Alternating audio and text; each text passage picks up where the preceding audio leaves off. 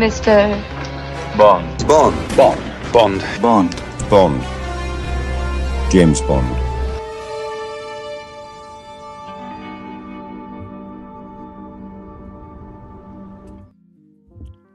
Hello. Good evening. Welcome back to the Ultimate Bondcast. You're here this evening with not just Mike and Chris, but how are you, Chris? I'm great, mate. I'm really looking forward to this. And we're welcome to this evening as well. We've got Tom here from Really 007. Tom, good evening. Good evening, guys, and thank you for the invite. Thanks for having me on. I'm really No, looking forward to this. Yeah. Thank you for joining us and not turning us down. So, you know. Of course. We're quite persistent. Exactly. No. Well, as you guys have probably clicked this video, and hopefully you've clicked this video because you're looking to see us reviewing The Spy Who Loved Me, the third movie from the Roger Moore saga of Bond films, which we will, of course, be getting into. Just for sort of a brief overview, Tom, talk about this film ever so briefly from your perspective. What does it mean to you? What's your connection to it? That sort of thing, you know. I think it's probably the same as you guys. I've had it recorded off telly since I was a little kid, so I've seen it probably only maybe Octopussy, Goldfinger, those kind of films. I've only seen them more than this over the course of my life.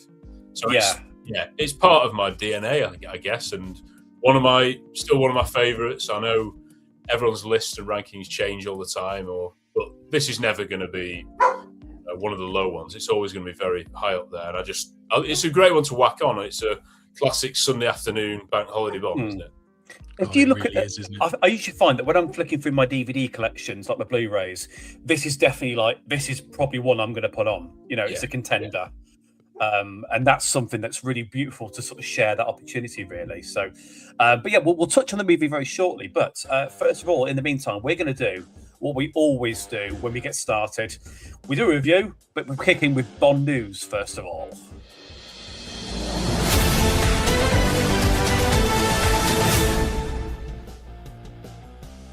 Oh, do you know what? I love doing this part. So, you'll be pleased to know Bond news today is only dedicated around one subject. It is 007 First Light. Are we following this game quite heavily, guys, at the moment? Well, I mean, from my point of view, yeah, I cannot wait for First Light. I'm a big gamer, so I'm really looking forward to. It's been delayed, isn't it, to May? Was it March before? May 27th, if I'm not mistaken. Yeah, so no, yeah, really looking forward to it. Can't wait.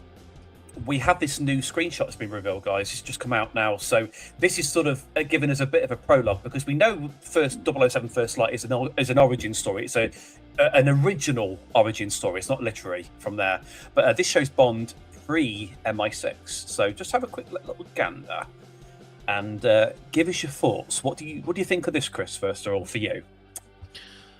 For me, I mean, it looks fantastic from a scenery point of view. It's quite epic, isn't it? I'm not hugely interested in Bond before Bond, but I get that we've got to go through one to get to the other, right? But it looks epic. It does. It's almost like this. Is this the Iceland beginning mission we've been hearing about? Possibly. Yeah, I don't know. What about you? What about you? What about you, Tom? Yeah, I mean, that image per se maybe doesn't look the most Bond image I've ever seen. But everything else, far from it. Yeah, everything else has been fantastic. To be honest, I'm almost looking forward to this as much as I have been the last few Bond films. Yeah, right. Classic Bond.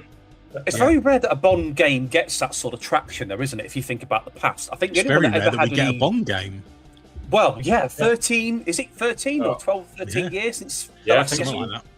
Yeah, it's just absolutely mental. But we've got some posts, and I think this is just put one back up. But this is what I think is Bond sort of, surviving something that's extreme and then proving that he's probably a worthy contender for the 00 program. That's what I suspect. Anyway, there's no blurb, obviously, but that's what I think cannot come soon enough. No. Now, we also looked the other week. This is also on First Light, by the way. We got a couple of screenshots revolving around the new car, but I just wanted to take a very, very brief second with you to show we've had a literal 30-second clip of the car itself. So have a little checky up at this. A 00 agent needs the fastest, most dynamic, and of course most striking car when they're on duty. Hybrid twin-turbo V8. over 1,000 horsepower, 0 to 60 in under 3 seconds. Lightweight carbon fiber chassis, and a few modifications you won't find in the brochure. Meet the Aston Martin Valhalla. But this one is only for 00 agents, James. If you want to drive it, you'll have to earn the number. My God, that looks absolutely phenomenal. That really looks beautiful. My worry is, though... Worth getting it says copyright earn struck it. for as well. It's gaming. It's all right. We're okay with that one. But yeah, that's... I don't know. It's just such a beautiful car. Very rare to see Bond in a hypercar, but glad to see it's an Aston Martin. Yeah, you've got to move with the times, haven't you? I think there's been quite a lot of retrofitting and stuff with the DB5 in the last few films. It's time, I think, it should have its own identity for this character, this young incarnation of Bond. Totally agree. Yeah, He should and I have think his own, Patrick shouldn't he? Gibson looks like a good contender for a young Bond. It won't be a finished article, so yeah, it'll be interesting to see what that comes out. And I'm sure now we're in 2026 and not that far away, we're going to see a few demos coming out, so it'll be quite interesting when that arrives. Yeah, I'm looking forward to it. But that, my friends, is Bond news. Love it.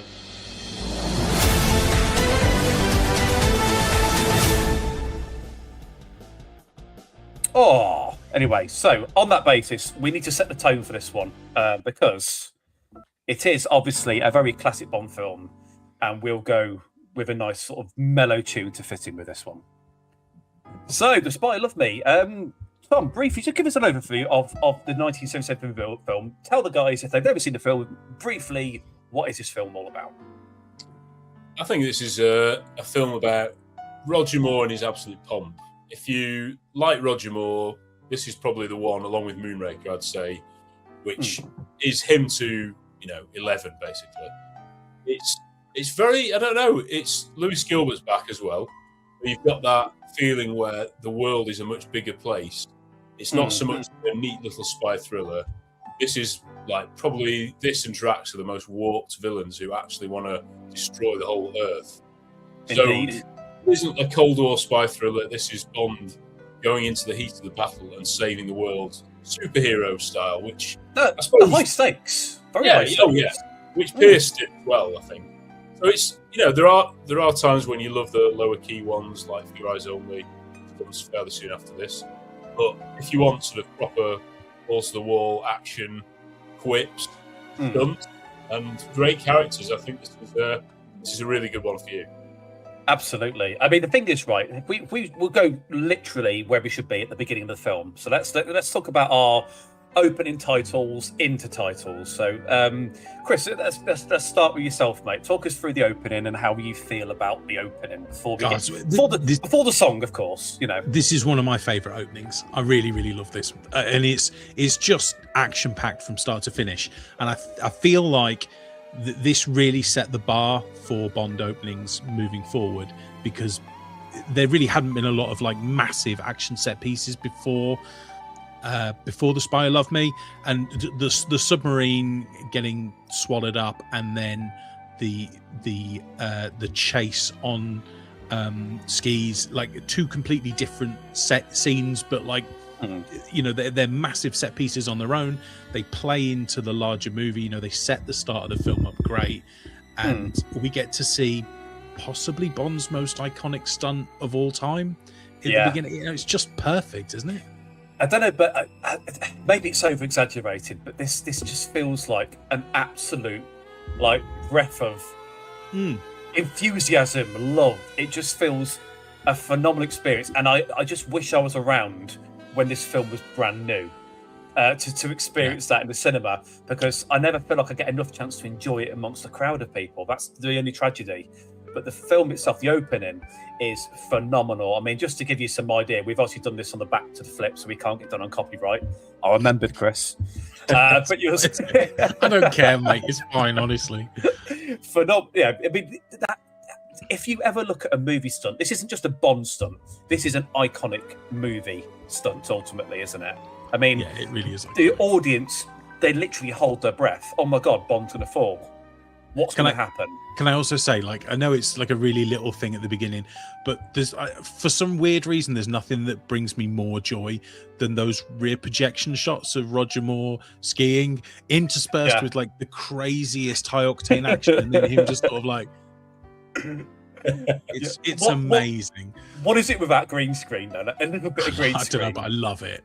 It's so much fun to see. I will just take a quick second to say hi to the collector, by the way. Just popped himself on the chat. Hi, Mark. Good evening. How are you? And Lorenzo's also jumped in, who are also loving the pre-title sequence. Yeah, thanks for joining us, guys. From there.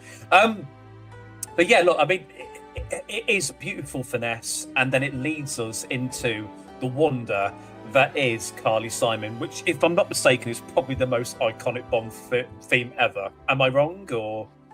Yeah, I'd say so. I know people might instantly sometimes think of Shirley Bassey and Goldfinger and Diamonds Are Forever, but in terms of like a big hit that is always on the radio today, it's one of the few, isn't it, that still play? Yeah, it really is. Yeah, and it's odd because it's not even John Barry, is it? But it's perfect for Roger. It's like his theme tune, I'd say. Is it Marvin Hamlish? Is that who? Yes, it is. Yeah, that's right. Yeah, we're not seeing this backwards, by the way, on the screen. It has been flipped. So, but yeah, I mean, I think this is probably one of the titles of like heights, if you like, in the sort of like early Bond era, if you like. This felt like it had been done so well. The money had been pumped into this, I feel like. And I feel like it stands up to some of even the more modern Bond titles, you know, like Casino Royale, Die Another Day, for example, that are quite extravagant. I feel like this actually has as much sort of like budget of the 70s chucked in that they probably gave it at their pace. Does that make any sense? Or yeah, it completely does. I mean, I agree with everything you've said. I think this song is iconic. It is classic. It evokes everything that I think of when I think of Bond. Like, nobody does it better. It should be a Bond mantra, nobody does do it better, and I feel like it sums Bond up perfectly. And also, like, the sequence itself is one of my favorite, like, to accompany a song. I do feel like the titles are some of the best titles that we've ever seen. Yes. The cartwheels are incredible. What does it feel like, though, that that it's a fact that they actually, when Carly Simon was having the song proposed or wrote to her, they forgot to include The Spy Who Loved Me, and then they just chucked it in the last minute, from what I understand. It works. It does.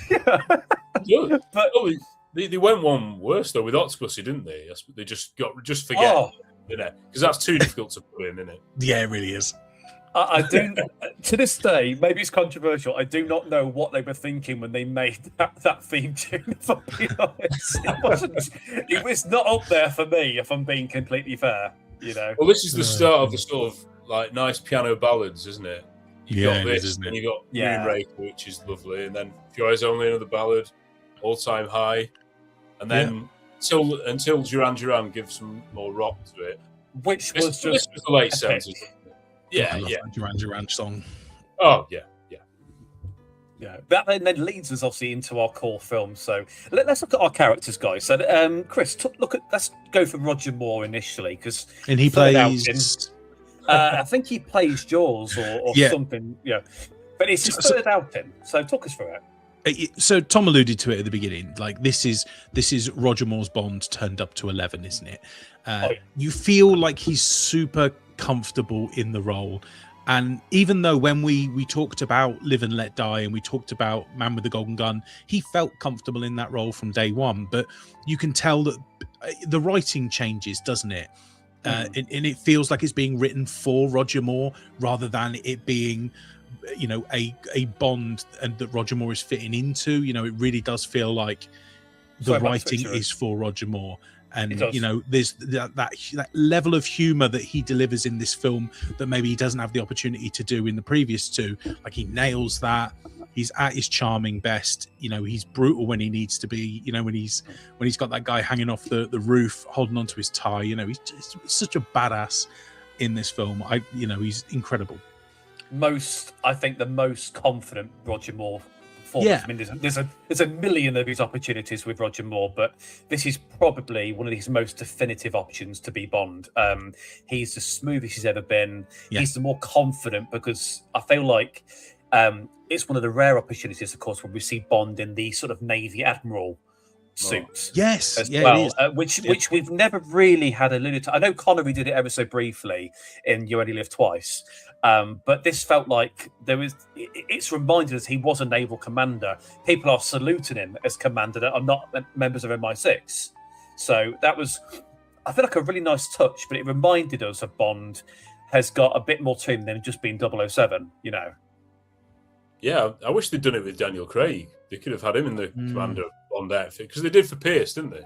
In Tomorrow They Never did. Dies. Yeah. Yeah, It yeah. is. And that's, again, it's a missed opportunity, and I would love somebody to refer to him in a passing comment in the next movie as Commander Bond, just a quick chat with him. You know, maybe somebody from the Navy crosses him over, and they just go Commander Bond. That would be something that would be brilliantly well orchestrated from there for you. What do you think, Mike, of Bond in this film? Look, the thing is, right, I love this film. I always have, okay? However, up until we started doing our watch-throughs, Chris, I always put Roger Moore down the bottom end of the Bond actors, but I've totally sort of changed my opinion. Yeah, Tom and I were watching talking them. about this off camera, actually, like how these re-watches of the films have really changed our minds on Roger Moore, and how we were probably a bit dismissive. Yeah, it's not to lessen any other actor, but I've definitely moved him up the ranks further than I ever used to watch him or rank him before, you know. So, to be honest with you, I just think he's bloody brilliant. There's nothing else to really add to it other than that he is fantastic in his film. His action levels are quite good, I feel like.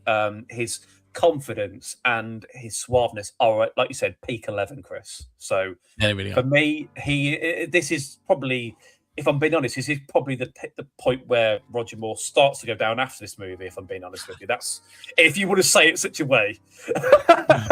Well, I don't know. It's I might peak. disagree with that, but we'll see. We'll see. It's Tom peak. seems to have strong opinions of that. Well, This is what's great. You've got those other reviews to come, which I'll look forward to. But yeah, Indeed. If we're not taking off the air for blasphemy. You know?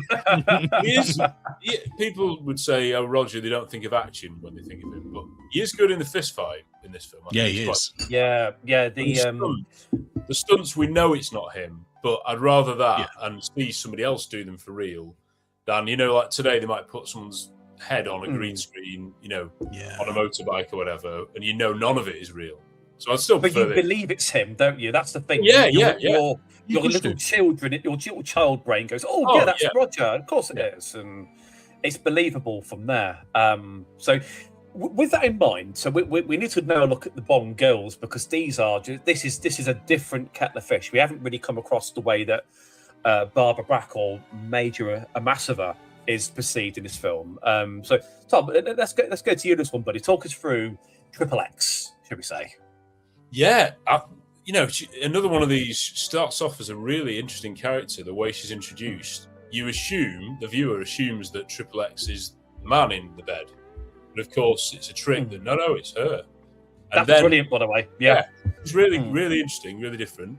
And then another sort of added thing to it is that, of course, Bond kills that guy, her lover. So you've got that going on in the background. That is there a bit of revenge? There's also the rivalry between them, which is really good when they're in Egypt, looking at that sort of overhead. Yeah. Oratory and all that stuff. And it is a fish. That's really, two of them work well together. I think, most people might say by the end, she does become a damsel in distress, doesn't she? Yeah. With a sort of revealing outfit to be rescued.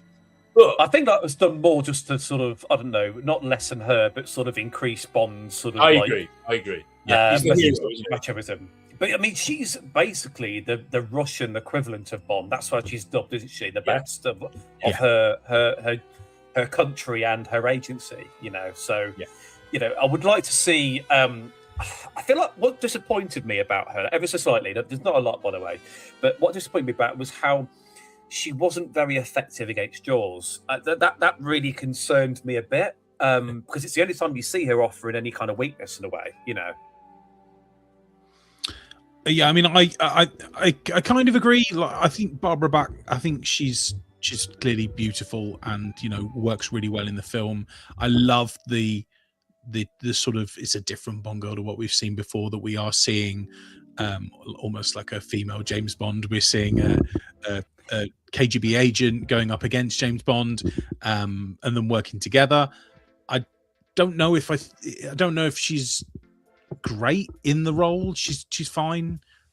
I think she's all right in it, but I feel like maybe she's a little bit wooden at times, but she's, like I say, she does the job, I guess. Yeah, I mean that's merely minor gripe, and it's only because I have to offer a positive and a negative, obviously, just to counteract it. But I think her performance is wonderful. Was she? I can't work out. Was she dubbed? Was her voice dubbed, or is that genuinely Barbara Bach? I can't tell sometimes. I'm not aware of it being dubbed, but yeah, I think it is her voice, but of course she is American, isn't she? I always assumed she was like German or Russian or something. So maybe the accent makes it feel like it's dubbed. Yeah. It does. It does sound a bit like that, but sometimes they dub them anyway with their own voice. Could have been enough Nicky Van der Sil, Chris, couldn't it? A little bit of Nicky Van der Sil's real. That was our last film was Man with the Golden Gun, wasn't it? So it wasn't. I think that's established. She is a brilliant Bond girl, and I know we had Naomi, this other girl that sort of popped in ever so briefly. But do we class her as a Bond girl, or is she more like just a side cast? She's a villain, isn't she? Really, you could say she's a henchwoman, maybe. Yeah, maybe. For the limited screen time, she's very famous, isn't she? And Caroline Monroe, isn't it? Yeah, still really involved with the Bond music, community, and she does stuff with Cuny Music, and obviously she's very beautiful, which helps everybody remember her. Goes without saying, another iconic female character in the film. I feel like that's something that's probably inherited more now. We do get more and more female villains in the Bond franchise as we sort of move into the 80s and so on. It's sort of more, I don't know. I suppose attitudes adapt, don't they? They get more modern and less contemporary, really. So that's encouraging. But I feel like her death is quite good as well. We get to see the Lotus in all its glory, doing what it does best. There it is on screen, of course, as well. So, Chris, I've got to go to you because this is your favourite car, isn't it? If I'm not mistaken, am I right? It's my favourite non-Aston Martin car, definitely. Yeah, I mean, maybe it is my favourite car, but yeah, the Lotus is the star of this movie for a lot of reasons. When I was a kid, the reason I loved this movie was because of this car. I loved me some, Thunderbirds and Inspector Gadget, and that this, scratched every itch in that respect. So yeah. The Lotus, it's such a small part of this movie, but it just makes the film for me. It's the scene where they're driving back out of the sea and he dumps the fish out as well. I just love everything about this car. It's amazing. That's the first time we see the guy that keeps dropping his drink. Yeah, it is, isn't it? Yeah. Which I think, doesn't it go to the Fuel Rise only? I think there's the next 3 movies they incorporate him or something. Yeah. Him just dropping his drink, it's just brilliant.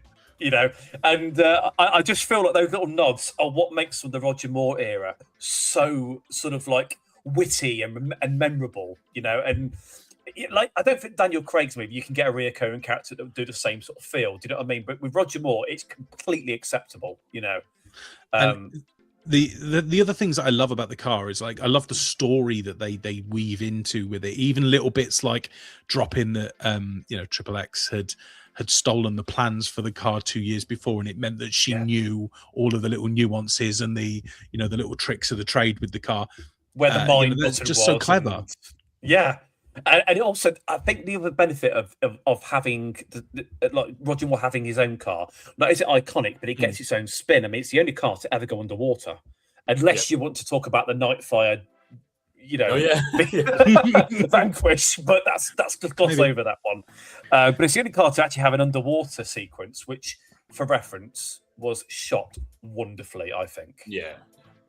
Really, and I think as a kid as well, everyone, even I as a kid still had that little die-cast model, of the original, and I do have it somewhere. The bigger version now, but growing up, and I think if you went to the average person on the street and you show them a picture of the car underwater, it's got to be one of the most famous cars in cinema history. I think. Oh yeah, absolutely. Probably, if I'm not mistaken, probably up there with the DB5 in Oh, yeah. iconicness. You Definitely for me. know? I mean, that's like number 2, surely. You think of Yeah. the DB5 first, and that's just behind it. Yeah, iconic, definitely. It is, and the car chase that builds up to it on the cliff face, you know, with the guy on the bike's following them and everything. I just love that whole James, that bike. He went, yeah, it's been following us for the last mile. I know. Yeah. Yeah, villains though. We need to talk about villains because this film is kind of packed with them. We've got minor henchmen, and then villain. So let's have a bit of a spitball in this, guys. Start me off. Who would you want to go with first? Tom, you go for it.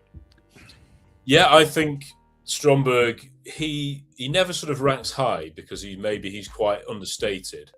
But I think he's perfect for this film because you've got Jaws, who is obviously one of the most famous characters in Bond. As the henchman. So you need someone who's less of a physical threat. You can't have two big guys. The fact that he has this sort of myth to him, I didn't realise until a few years ago. But they even made his webbed fingers, didn't they? And I think that's why he doesn't shake anyone's hands. I didn't realise that. So that's quite subtly nice done. touch. Yeah, because it's a bit of a silly thing on paper, isn't it? But I think they get away with it. His sets, though, the Ken Adams sets are so good. The underwater, like the dining the underwater, the boat. You know, the boat, everything about him is so good that he's surrounded with. So, and he's pretty scary when it comes to it. And he's got one of the best plans in terms of most memorable, drastic plans. So even though he's probably never going to be up there with Goldfinger, etc. As a famous villain, he is perfect for the film, I think. I think he's memorable enough, isn't he? It's like you said, he's not iconic status, but you do go. If I had to go through 10 villains, he'd probably be there somewhere. Yes, you know, off the top of my head. I think Carl Stromberg is the perfect, insane Bond villain. He really has no grip on reality. That's truthful. We see that clear as day. And he is quite willing to sacrifice anyone else around him, even his own staff, his own girlfriend. I suspect it's Naomi technically his girlfriend. I don't know, but he's willing to put anything at risk to get his goal, which is to live basically in Atlantis under the sea, which is absolutely crazy by mixing a bit of nuclear warfare into it. You know. Yeah, you're right. I mean, the thing about Stromberg is he's unhinged, isn't he? You know, you kind of get that feeling that he could do anything and totally surprise you. So there's something great about him like that, and we kind of get a couple more villains like that in Bond films coming up soon. But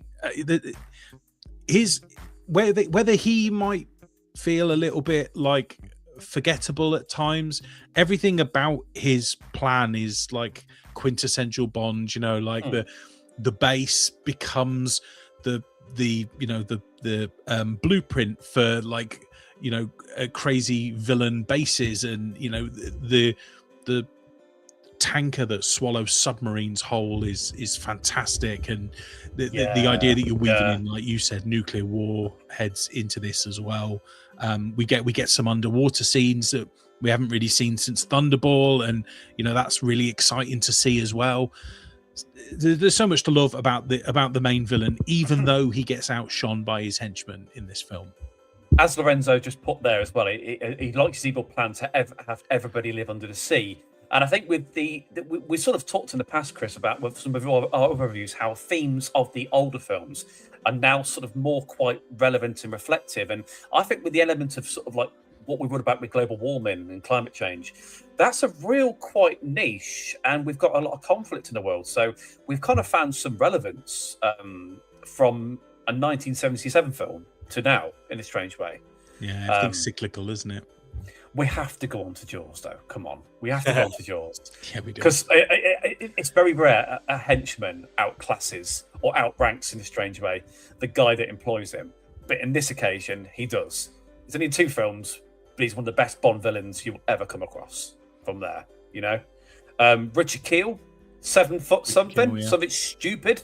And I'll tell you now, you see him in pictures outside of the movie, you know, like with just members of staff. In fact, we've got one. Let me just show you here. If it comes up first, I don't know. It's more on montage. It'll pop up in a minute.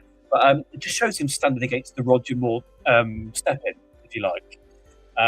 It's just insane. This is the first time we've seen a Bond villain after Oddjob. There he is. After Oddjob, that has really never ever been defeated. Really, if you look at all the games and movies, he never died. He never died. That's powerful, and Bond is genuinely outclassed every time. I mean, I loved seeing him Happy Gilmore as well later on in life. You know, he's just an imposing presence, isn't he? But yeah, he's the other than the Lotus, you know, when I was a kid, Jaws was the thing that I remembered from this movie. Jaws is a goat.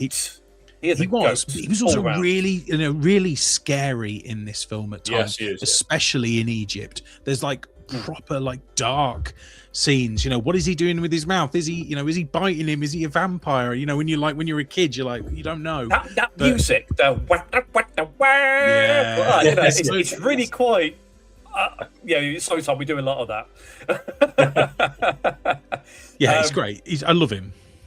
It's ironic though, isn't it? Because like I said, it does have a horror element to this movie, and I think the moving of the lights sort of echoes Jaws. You don't quite know if he has got a supernatural element to him because he's clearly ridiculously big.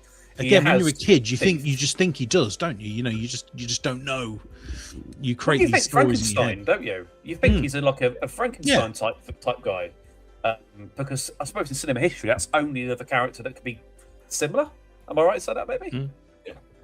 I think as well, growing up, I thought that Roger Moore was small because I was used to see him next to Jaws, and of course, Roger's pretty tall, isn't he? You see when he has him by the throat?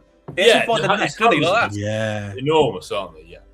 I mean, that's a really good fight, isn't it, in the train? And again, it starts very scary when he's in the... I don't know how he fits in that cupboard, but... Anyway. No, I don't either. I swear that might be a TARDIS, Tom, to go that cupboard. Yeah, might be. But he's more sinister in this, isn't he, than Moonraker, probably? Definitely, it's a different tone. Yeah. Moonraker, I think they played off his sort of like popularity, didn't they? They played on that. But this is the definitive movie of Jaws, I feel like, in this one. Yeah. I actually remember the jump scare on the train when he's in that cupboard. Like, I remember jumping at that when I was young.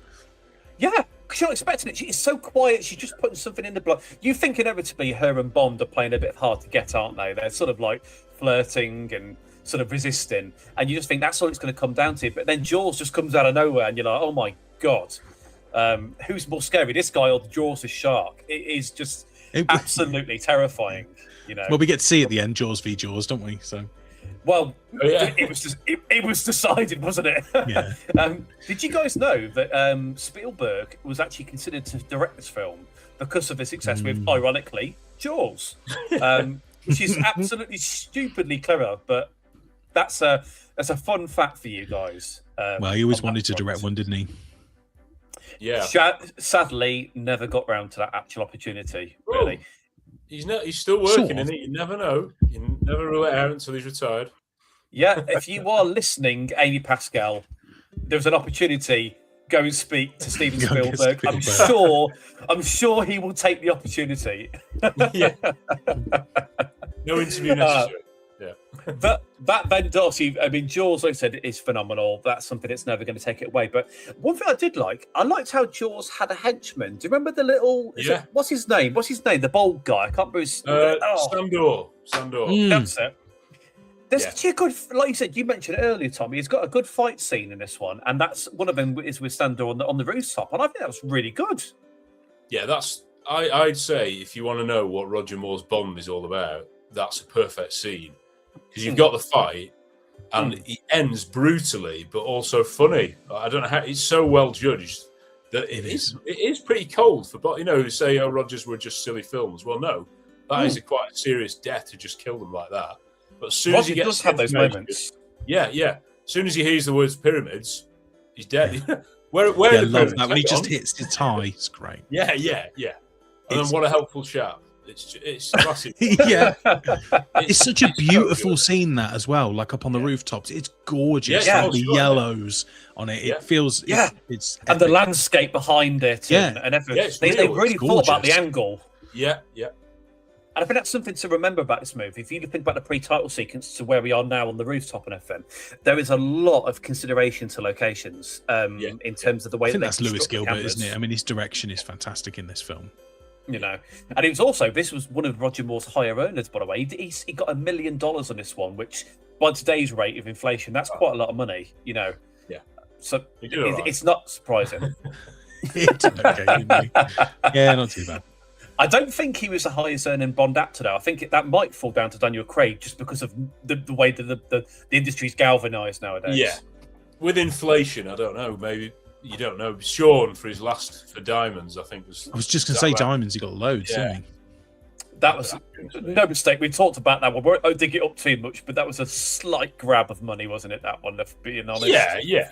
You know, But it kept the Bond Fair films play to going. him. Didn't it? Whatever you think of the film itself, I love it, but it's not for everyone. And no. to be fair, that feels more like a Roger film. You could say some of the things. Yeah, think he it was said Roger that at Moore the wrote. time. Yeah.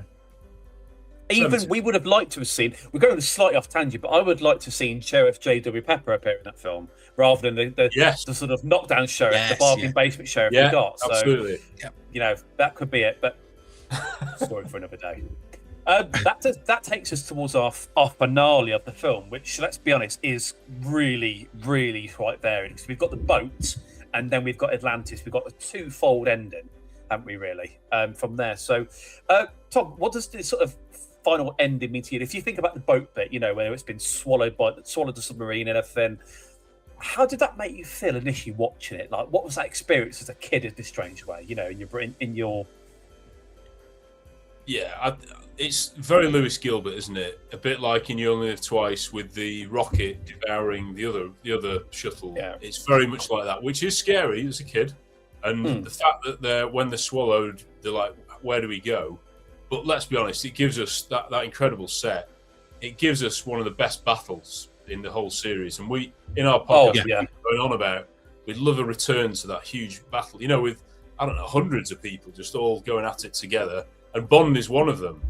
So it showcases Bond, you know, when he's dangling on that thing, the camera. Yeah. And that's such a good bomb. Yeah. And that's where you put the Bond theme, by the way. You don't. That's only Bond is going to think of stuff like that. So that's why I like the theme then. But yeah, That's it's theme as fantastic. well, especially when he pulls the plug and the theme just suddenly stops. Yeah. Yeah, that's great. Well, there's isn't the bomb, isn't there? There's the bomb. That's pretty tense as well.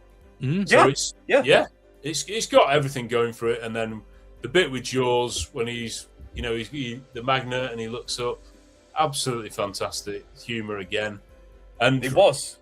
yeah, people though sometimes have a go at the way Stromberg's killed, but I think it's brilliant the way I love that he bit. uses his thing against him, and it's very cold, isn't it, from Roger? Yeah. This is the thing. I think we could possibly, in one of our future shows, Chris, we could recount Roger Moore's darker moments because it's something that's not considered. The Stromberg so- cock shot. Well, doesn't he given him about 3 different shots, if I'm Yeah, he not does. mistaken, Yeah. from there? So, Brutal. you know, it is brutal. But I will say with it, I forget what was the boat called. I can't remember the name of it now. The oh god, I can't think of the name. Anybody remember? Liparus is one of them. That's it. Yeah, the Leprous is one that Loris? swallows the submarine. That was just for me. That was I definitely think You Only Live Twice because it's also a big set piece. It's a double battle. It's not just Bond on his own, and it was also quite nail biting. It wasn't predictable, like the outcome from there. Bond freeing the Navy to help him in his quest to sort of rid the world of the problems of the nuclear threat and everything like that. That was brilliantly well done. The saving of Anya or Major Massava, you know, from Atlantis was done really well. In fact, it was just been put on the chat that the collector loved the first ever jet ski, the Q wet bike. Oh, Amazing. Beautiful. What a great way. Accompanied by the best, if I'm being honest, one of the best renditions of the Bond theme. From there. It just had something. Why they didn't keep with this version, I don't know, because it got a bit lighter in the next few movies. It wasn't quite the same twang, in my opinion. Yeah, no, I think you're right. It isn't. I don't even know if it's the same song that actually ends up on the album either. Like I feel Probably like not. from memory, I feel like it changes. Like it was just in the film, but yeah, it's great. It's such a great version, and it is every time they iterate it, sometimes it's better and sometimes it's worse. But this is one where they really nail it. But I did just want to say, like, before we move off the set, like I totally agree about the under, you know, the swallowed submarine, the tanker, can't get my words out. That set been a long is day, just Chris. unreal. Yeah, it's just too late. Yeah. I've been long day at work. Yeah, I mean it's lit beautifully. It's like the silver across the top. I just think it's perfect looking set and so well shot as well with the 3 submarines. I love the symmetry of that. You know, that first shot when we're sort of taken into it. I just love it. I also love that line where you got Anya and Bond, they're all in the submarine, aren't they? And it's just like, which bullet's mine, the first or the last? And she's on the lines of, oh, I've never done the mission. He's like, well, in that case, Major, neither have I. That's a tiny reminder that it's still the same guy. It's still it was George Lazenby, who was Connery. It's the same guy, you know. And that's a reformation. Also, why I would like to disprove the codename theory slightly. No. From there, but yeah, that's.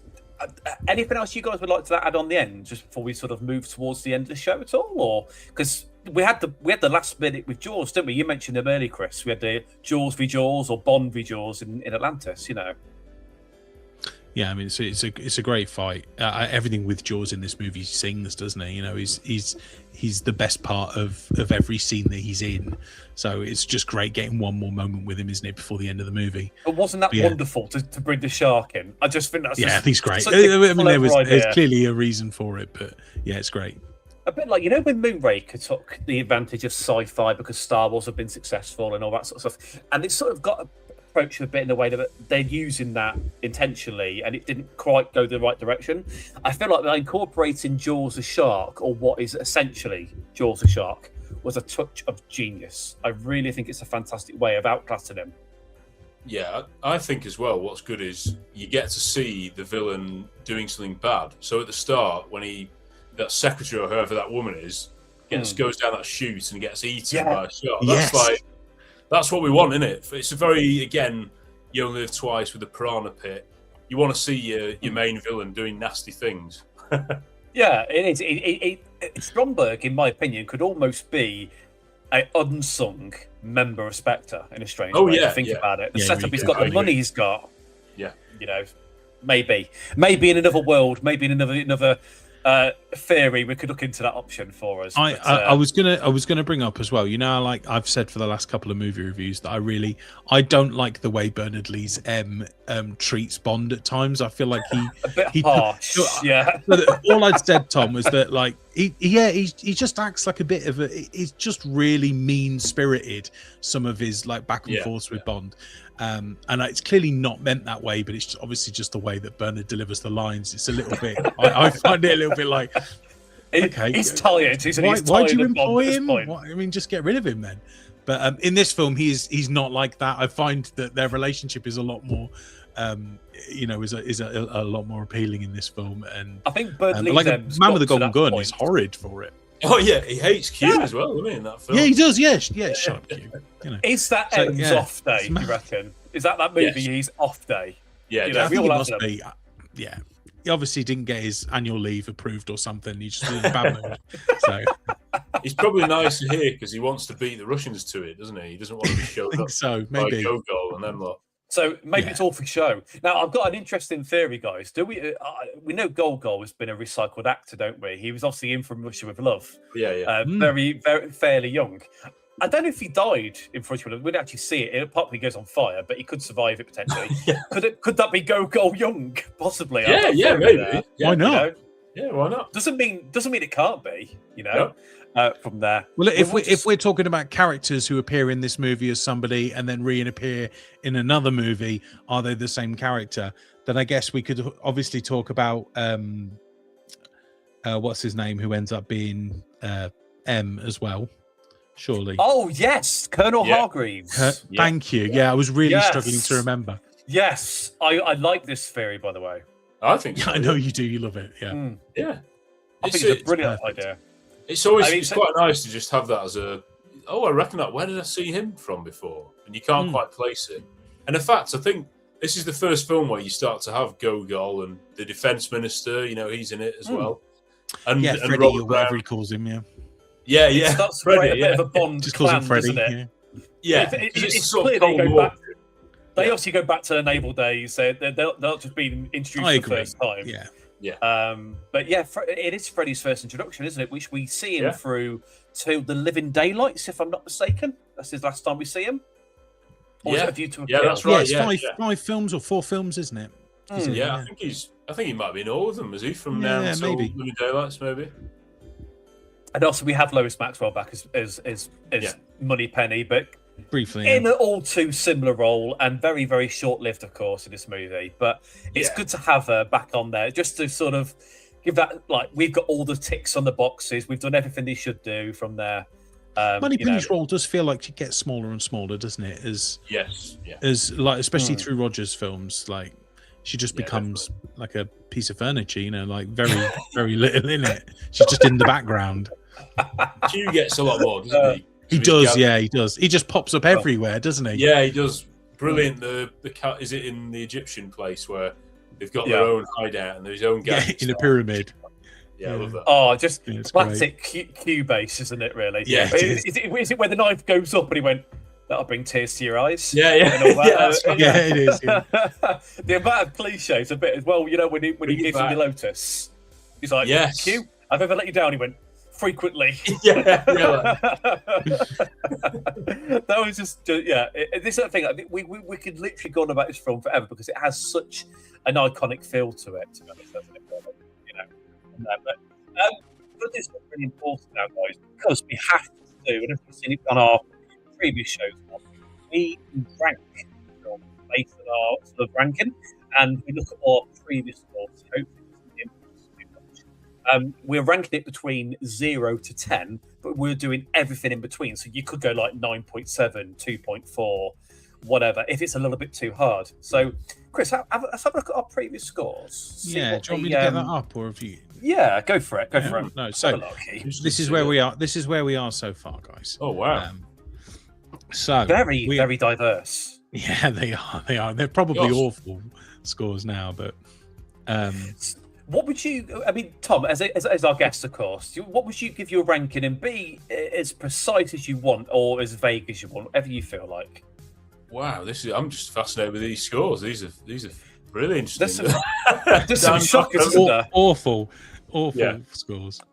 No, I think if you're going off out of 10, it's even though it's probably about 10th maybe in my ranking, I'd still give it a 9 out of 10 probably because it's just 9 got out of that feel-good factor. Because it's part of my childhood and it's a bond I want to throw on when if you're feeling a bit down, you can lift.